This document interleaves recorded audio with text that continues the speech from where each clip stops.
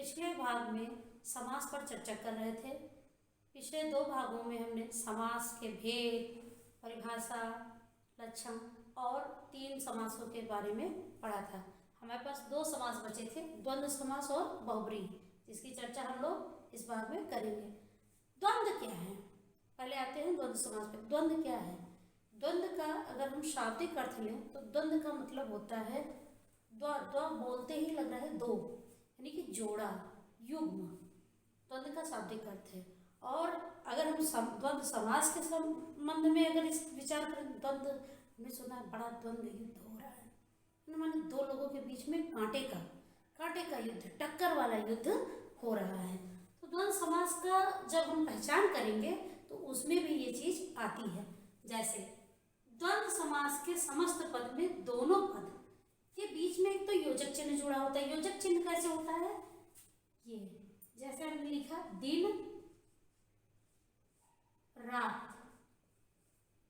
योजक चिन्ह से पहला ये लक्षण हो गया। दूसरा, दोनों पद प्रधान होते हैं। मैंने कहा ना, कांटे का, एकदम टक्कर का, किसी भी पद को हम अप्रधान नहीं कर सकते। पूर्व पद और उत्तर पद दोनों प्रधान होगा। दिन भी उतना ही महत्वपूर्ण है, रात भी उतनी ही महत्वपूर्ण है। दोनों ही द्वंद्व है, दोनों जोड़ों में द्वंद्व है। ठीक है। तीसरा लक्षण आया, दोनों पदों के बीच में और, अथवा या आदि शब्दों का लोप रहता है। ये तो पढ़ते ही पता चल जाएगा कि अगर हम दिन रात लिखें तो हमें समझ में आ जाएगा कि दिन और रात, दिन या रात, दिन अथवा रात, दिन एवं रात, ये लक्षण है। चौथा यही फिर कह रहा है कि जब हम विग्रह करेंगे तो विग्रह करते समय दोनों पदों के बीच में और, अथवा, या, एवं ये सब लगा दिया जाएगा। फिर हम आते हैं द्वंद्व के भेद पर। भेद हैं 3, इतरेतर द्वंद्व, समाहार द्वंद्व और वैकल्पिक द्वंद्व। द्वंद्व समास के बारे में एक और चीज जान लीजिए।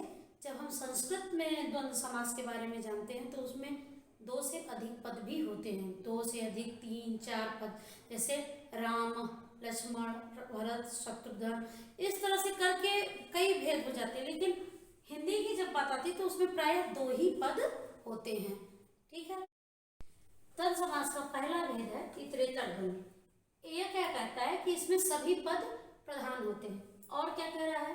प्रायः ऐसे संख्यावाची शब्दों का प्रयोग होता है जिनमें 1 से 10 तथा 10 से भाज्य संख्याएं ना हो।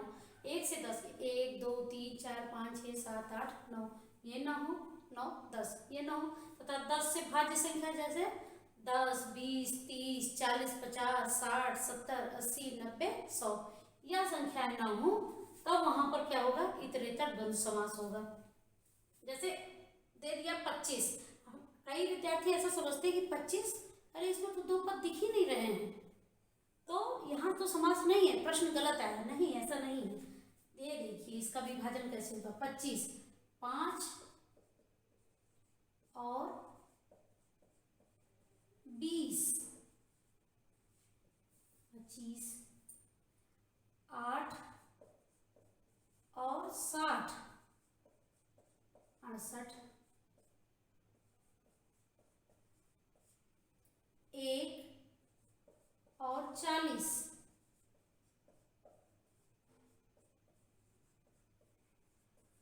41, 1 और 90, 91।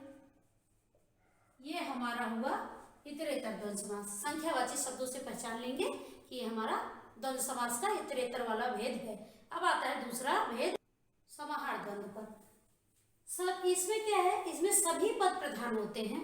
प्रधान तो जो भी द्वंद्व समास हो, इतरेतर हो, समाहार हो, वैकल्पिक हो, दोनों पद तीनों ही द्वंद्व भेद में प्रधान होंगे। लेकिन एक एक खासियत तीनों में है। जैसे हमने बताया कि इतरेतर द्वंद्व में संख्यावाची है, और दूसरा समाहार द्वंद्व में क्या है कि सभी पद प्रधान होगा और बहुवचन में प्रयुक्त होते हैं।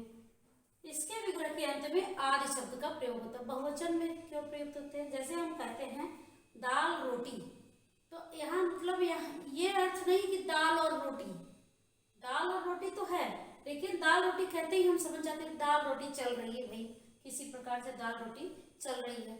या दाल रोटी में और सारी चीजें आ जाती हैं, दाल रोटी यानी हमारा खाना पीना जीवन यापन हमारा सही से चल रहा है, समझ में आने लगता है। चाय पानी, तो चाय और पानी तक सीमित नहीं, आइए चाय पानी करके जाइए, मतलब चाय पानी आदि, आइए नाश्ता वगैरह सब कुछ होगा। फल फूल, फल फूल लेते आइए, फल फूल रहे हैं, तो फल फूल में बहुत सारा अर्थ छिपा हुआ है, तो आदि बहुवचन में प्रयुक्त हुआ है। धन दौलत और पेड़ पौधों से भी यही अर्थ होगा। तो हम जब हम इसका विग्रह करेंगे तो कैसे करेंगे? दाल रोटी आदि, बहुत सारा अर्थ इसमें भी निकल रहा है, बराबर है और आदि भी लगा, बहुवचन में प्रयुक्त हुआ। चाय पानी आदि, फल फूल आदि,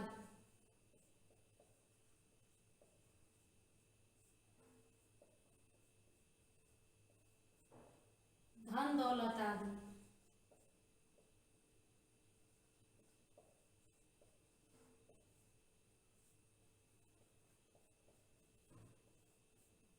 पेड़ पौधे आदि।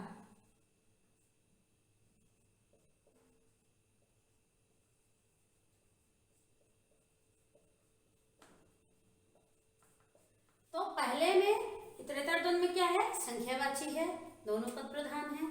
और दूसरा क्या है? बहुवचन में है। अब तीसरा विकल्प आता है हमारे पास वैकल्पिक द्वंद्व का। इस समास में दो विरोधी शब्दों का प्रयोग होता है और दोनों पदों के बीच में या अथवा और एवं ये सब लुप्त रहते हैं, छिपे रहते हैं। जैसे दो चार, दोनों विरोधी है, परस्पर विरोधी शब्द हैं, दो या चार, मतलब डाउट है, कोई विकल्प एक होगा ना। सुर सुरासुर, सुर या असुर, ऊंच नीच, ऊंच या नीच, आज कल, आज या कल, या आज और कल, आज अथवा कल, आज या कल, ये है वैकल्पिक द्वंद्व समास में, यानी विरोधाभास बना रहता है। ठीक, अब हम आते हैं बहुब्रीहि समास पर। बहुब्रीहि समास, द्वंद्व समास में हमने देखा कि दोनों पद प्रधान होते हैं, जबकि बहुब्रीहि समास में दोनों पद प्रधान नहीं होते, गौड़ होते हैं। इसके समस्त पदों में से कोई भी पद प्रधान नहीं होता, यही इसकी परिभाषा कह रही है। तो क्या होता है? पद प्रधान नहीं है तो हम कैसे पहचानेंगे? ये कह रहा है दोनों पद मिलकर तीसरे पद की ओर संकेत करते हैं, कोई विशेष अर्थ निकालते हैं। जैसे हमने बोला लंबोदर, अब लंबोदर कोई भी नहीं हो सकता, हमें विशेष अर्थ का पता है, लंबा है उधर जिसका, लंबे पेट वाला कौन? अर्थात गणेश जी, है ना। तो यही कह रही है बहुब्रीहि समास की परिभाषा कि इसमें से लंबा भी प्रधान नहीं था, उधर भी प्रधान नहीं था, बल्कि तीसरा शब्द लंबा और उधर मिलकर तीसरे पद की ओर संकेत कर रहे हैं, लंबोदर अर्थात गणेश जी। लंबोदर कहते ही हमको पहचान मिल गई कि ये गणेश जी हैं। यही इस समास की परिभाषा है। ठीक, अब इसके हम भेदों के बारे में जानेंगे। तो द्वंद्व समास में हमने देखा कि उसके 3 भेद थे, परंतु बहुब्रीहि समास के 4 भेद हैं। कौन कौन से? पहला समानाधिकरण बहुब्रीहि, दूसरा व्यधिकरण बहुब्रीहि, और तीसरा तुल्य योग बहुब्रीहि, और चौथा व्यतिहार बहुब्रीहि। अब हम जानते हैं समानाधिकरण बहुब्रीहि कहता है कि इस समास में दोनों पदों की विभक्ति समान होती है। जब हम संस्कृत में पढ़ेंगे तो विभक्ति तो आराम से समझ में आ जाएगी, परंतु हिंदी में समझने में हमें कठिनाई होती है। हम ऐसे जान लेंगे, खग, खगों का ईश है जो, खगेश है जो, अर्थात गरुड़। ध्यान से समझिएगा, अभी समझ में आ जाता है। गरुड़, ठीक है, पक्षियों का राजा गरुड़। खगेश कहते ही पता चल जाएगा खगों का ईश है जो, अर्थात गरुड़। जलज, जल में जो उत्पन्न हुआ है, जल से उत्पन्न है जो,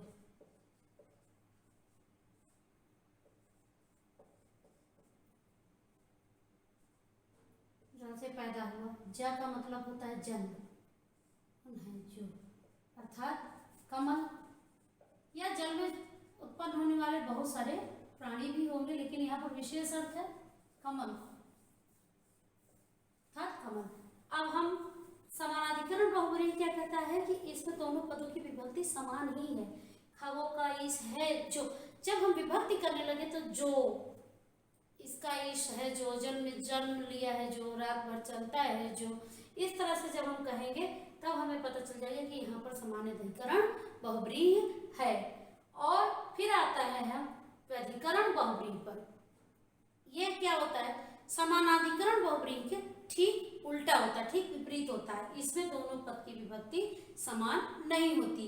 जैसे वीणा पाणी, वीणा में अलग विभक्ति लगी है और पाणी अलग लिखी। वीणा है पाणी में जिसके,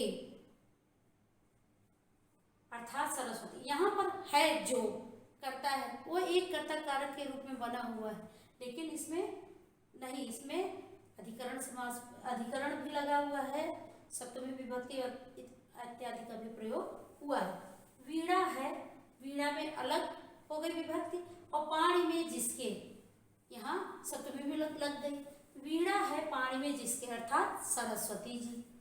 सहस्रानंद, सहस्र है आनंद जिसके, अर्थात कृष्ण भगवान। मीठ बोला, मीठी है बोली जिसकी।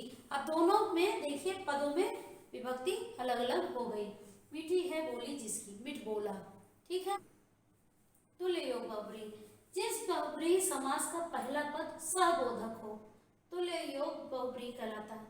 सह माने, सह का मतलब होता है साथ, साथ का ज्ञान करा दे ऐसा बहुब्रीहि समास, इसीलिए इसको तुल्य योग या सहयोग बहुब्रीहि भी कहते हैं। तुल्य योग के साथ साथ इसका एक और नाम है सहयोग बहुब्रीहि। इसमें क्या होता है, स का प्रयोग हुआ रहता है, ठीक। जैसे सपरिवार, यानी कि परिवार के साथ है जो,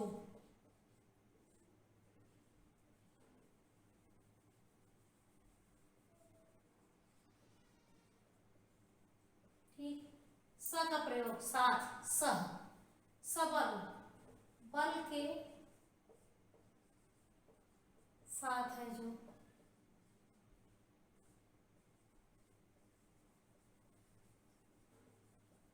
सदेह, देह के साथ,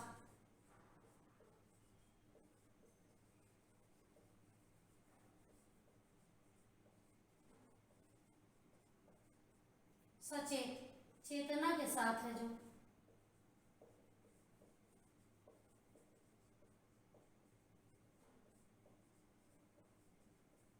अब प्रश्न यह उठता है कि आपने कहा कि भाई समानाधिकरण बहुब्रीहि में भी यही चीज है कि वह है जो करता है जो, दोनों की विभक्ति समान है, तो हम कैसे पहचानेंगे। तो इसमें क्या विशेष हो गया, इसने कहा कि सह और साथ, जैसे ही सह या साथ लग गया हम समानाधिकरण की जगह पर तुल्य योग या सहयोग बहुब्रीहि बता देंगे, ठीक। अंतर समझ में आ गया। अब आया व्यतिहार बहुब्रीहि। यह क्या कहता है, व्यतिहार बहुब्रीहि कहता है कि जिस बहुब्रीहि समास पे घात प्रतिघात सूचक शब्द हो, पद हो, लड़ाई झगड़ा एक दूसरे से हो रहा, वहां पर क्या होगा, व्यतिहार बहुब्रीहि समास होगा। जैसे गाला गाली, जो झगड़ा, गाली और शब्दों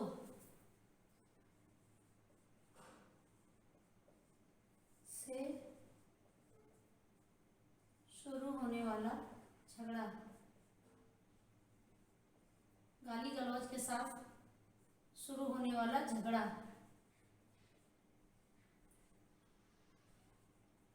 क्या कहलाएगा, व्यतिहार बहुब्रीहि। या मुक्का मुक्की के साथ, जो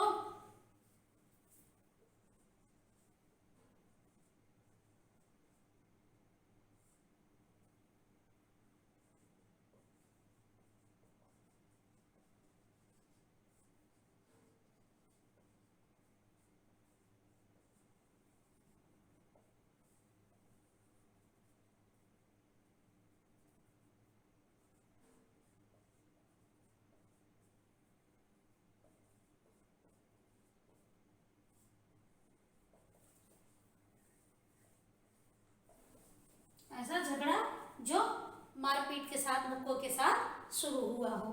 तो यह है हमारा व्यतिहार बहुव्रीहि। ठीक, तो आज के समास के लिए बस इतना ही। अब हम अगले प्रकरण के साथ अगले एपिसोड में मिलेंगे, तब तक के